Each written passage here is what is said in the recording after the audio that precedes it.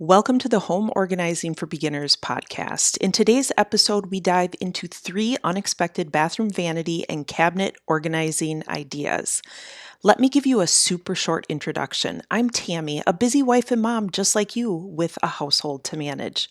For most of my kids' infant to tween years, I experienced debilitating self-doubt in how I managed all the things at home and at work because of the perfection our society seems to expect of us as moms. After recognizing that my home wasn't the peaceful home I wanted it to be because I was pursuing perfection, I began to research and make changes, and I'm here to help you make changes too.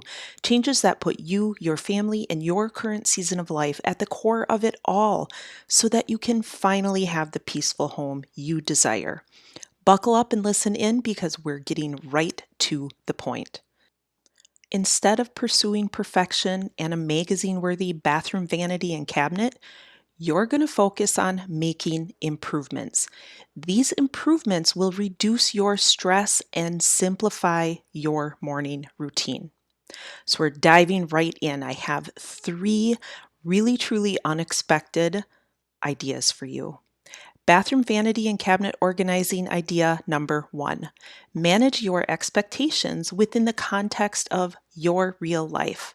Let how you use your vanity and cabinets determine what organized means to you.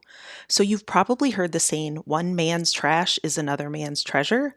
In terms of organize, realize that one mom's mess is another mom's organized. Think about that for a moment. Your mess, what you feel is a complete disaster, could truly be what I see as organized. I hope that makes sense to you. Again, one mom's mess is another mom's organized. We are all different. How we think and function is different from one another, and that is truly a blessing.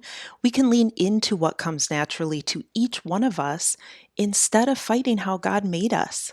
Now, I'm not saying that you want to lean into this messy disorganization because, well, that's just easier. And Tammy said that I should lean into that if it's what comes naturally.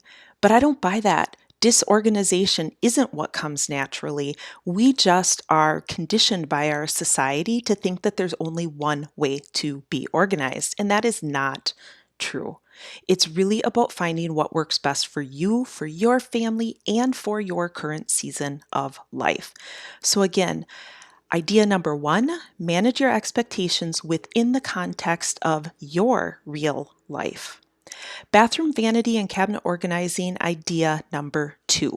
Throw away things that are no good or that are not used anymore. So if you have makeup that's yucky, just throw it away. Like if your mascara is all goopy, it's okay to throw it away. If you have anything that you don't use anymore, like certain kinds of makeups or soaps or lotions and such, it's okay to throw these things away. So I'm going to give you an example because I think this is what happens. We buy something. For me, I bought this face cream that a friend was selling, and I bought it because I thought, I really should take care of my skin better and I should have a good product to do it. But literally, I used it once and I held on to it for years because I paid a lot of money for it, but I never used it. But I didn't want to throw it away because I paid a lot of money for it, right? And I finally got to the point where I opened it up and I'm like, oh, I really should use this. And it was so stinky and gross and disgusting. I was like, okay, well, now I'm going to throw it away. I held on to it for all of these years. But I will tell you, if you're not ready to throw something away, that's okay too, right? Sometimes we're just not ready. So when you do this process of going through your things and throwing away what you're not using anymore or what's no good, do it quickly. Don't overthink it. If you don't know if you're ready to throw it away, then keep it. It's okay to keep things. The point is to do this quickly so that you're not spending an entire day on this task. You are still improving the organization within that space.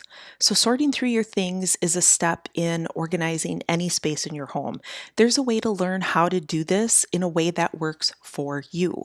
Download your free home organizing checklist at www.homeorganizingforbeginners.com homeorganizingforbeginners.com. This checklist dives deeper into 8 strategies that help you take your family and your season of life into consideration throughout your home organizing journey. These strategies really set you up for success so that you can organize your home and keep it that way. Again, download your free checklist by going to www.homeorganizingforbeginners.com. So, idea number 1, manage your expectations within the context of your real life. Idea number 2, throw away things that are no good or that are not used anymore and do that process quickly. Bathroom vanity and cabinet organizing idea number 3. Focus on the function by identifying what is used most often and make it easily accessible. So I have my makeup, toothbrush, toothpaste, and deodorant in a small container that sits on top of my vanity right to the right of my sink. I don't have a huge vanity top, but it's sitting on the top because if I would stick them in the cabinet down below, I know that I would take them out and I would probably never put them away. So storing them underneath, out of sight, out of mind, really just isn't functional to me.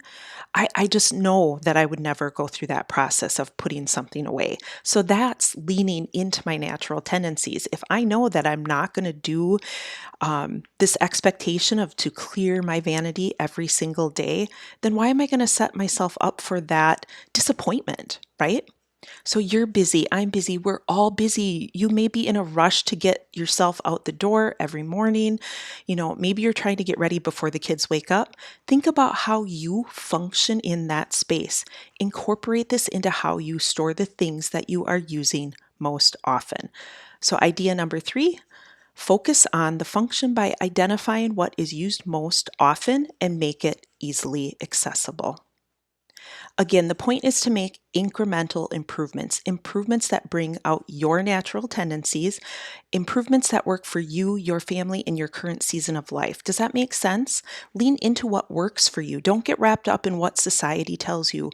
You are an organized person. You can organize in a way that works for you.